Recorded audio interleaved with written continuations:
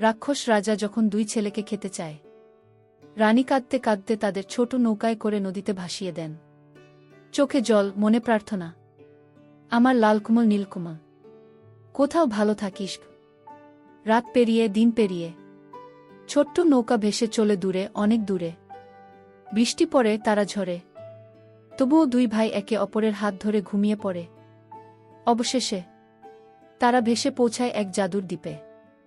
সেখানে গাছেরা কথা বলে, পাখিরা গান গায়, আর আকাশে রঙিন আলো জ্বলে। কিন্তু এই দ্বীপে ছিল এক ভয়ঙ্কর দানব, যে সবার আনন্দ কেড়ে নেয়। লালকমল বলল, চলো আমরা সবাইকে বাঁচাই। দুই ভাই একসাথে মিলে ছড়ি, ঢাল আর সাহস নিয়ে দানবের সামনে দাঁড়ায়। দানব গর্জন করে, আগুন ছুড়ে দেয়, কিন্তু ভাইয়ের শক্তি ও ভালোবাসার কাছে হার মানে সে।